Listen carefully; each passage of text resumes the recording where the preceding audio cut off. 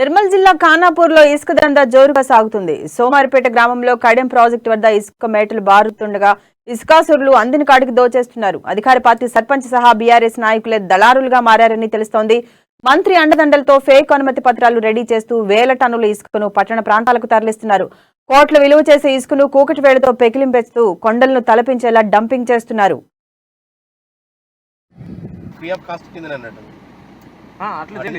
ఇచ్చేయమంటున్నాడు sir. అట్లాంటివి ఉన్నాయి, కుప్పలు ఉంటే రథరేజ్ ఉంటే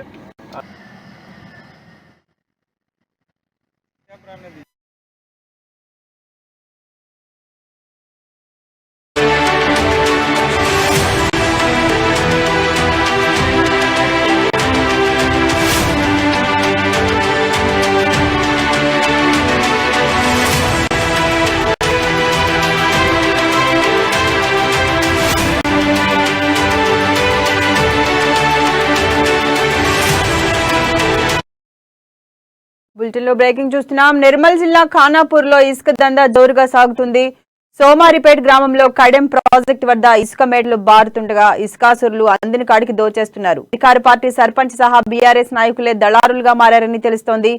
మంత్రి అండదండలతో ఫేక్ అనుమతి పత్రాలు రెడీ చేస్తూ వేల టన్నుల ఇసుకను పట్టణ ప్రాంతాలకు తరలిస్తున్నారు.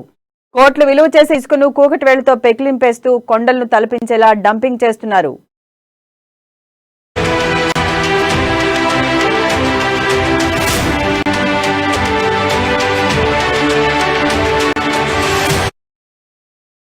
కౌట్ల గ్రామంలో డబుల్ ఇళ్లను సాకుగా చూపుతూ ఇసుక దందా కొనసాగిస్తున్నారని తెలుస్తోంది. మంత్రి అండదండలతోనే తప్పుడు అనుమతి పత్రాలు సృష్టించి యథేచ్ఛగా ఇసుక రవాణా చేస్తున్నారు. సర్కార్కు కట్టాల్సిన పన్ను కూడా ఎగేసి హైదరాబాద్, నిజామాబాద్, నిర్మల్ జిల్లాలకు తరలిస్తున్నారు. ఇక చర్యలు తీసుకోవాల్సిన పోలీసులు, రెవెన్యూ, ఫారెస్ట్ అధికారులు మామూళ్లకు కక్కులు పడుతున్నారని ఆరోపణలు సైతం వినిపిస్తున్నాయి. మరోవైపు అధికార పార్టీ నేతలు తప్పిదాన్ని ఎత్తి చూపాల్సిన ప్రతిపక్షాలు ఇప్పటికీ నోరు మెదపకపోవడంతో అడిగేవారే లేరని ఇష్టానురీతిగా దందా సాగిస్తున్నారు. ఇప్పటికైనా ఇసుక దళారులపై చర్యలు తీసుకోవాలని పలువురు డిమాండ్ చేస్తున్నారు.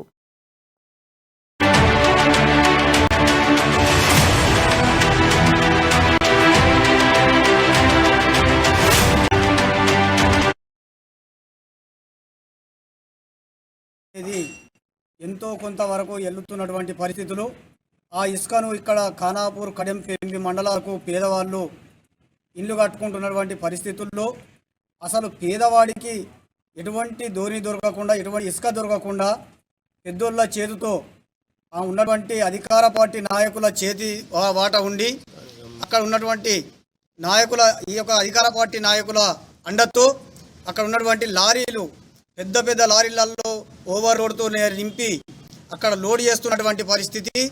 ఆ ఇసుకను అక్కడక్కడ తీసుకెళ్ళి అక్కడ డంపులు చేస్తున్నటువంటి పరిస్థితి.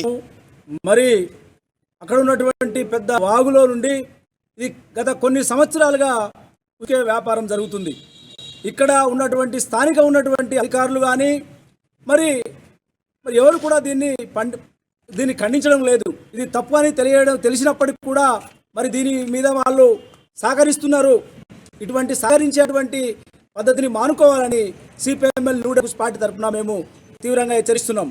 కాబట్టి రోడ్లు చట్టరీత్యా నిర్మించేటువంటి రోడ్లను మరి ఫారెస్ట్ అధికారులు అడ్డుకొని మరి కష్టపడి ఎన్నో సంవత్సరాల నుంచి పోడుగొట్టుకున్నటువంటి భూములను కూడా నిలిపిన వాళ్ళని హక్కుపత్రాలు ఉన్నప్పటికీ కూడా ట్రాక్టర్లు పెట్టనీయకుండా సీల్ చేసి అనే రీతిగా ఇబ్బందులు పెడుతున్నటువంటి పరిస్థితిలో ఉంది. ఈ పరిస్థితిలో ఇంత పెద్ద ఎత్తున ఇసుక రవాణా జరుగుతున్నప్పటికీ కూడా అధికారులు దాన్ని చూడనట్టుగా, మరి అటు కన్ను వైపు కూడా చూడకుండా మరి పూర్తిగా దానికి ఆ వ్యాపారస్తులకే, ఈ యొక్క సమాజాన్ని బలం ఉన్నటువంటి వారికి అప్పగించినట్టే కనబడుతుంది. దీన్ని సొమ్ము చేసుకుంటున్నారు.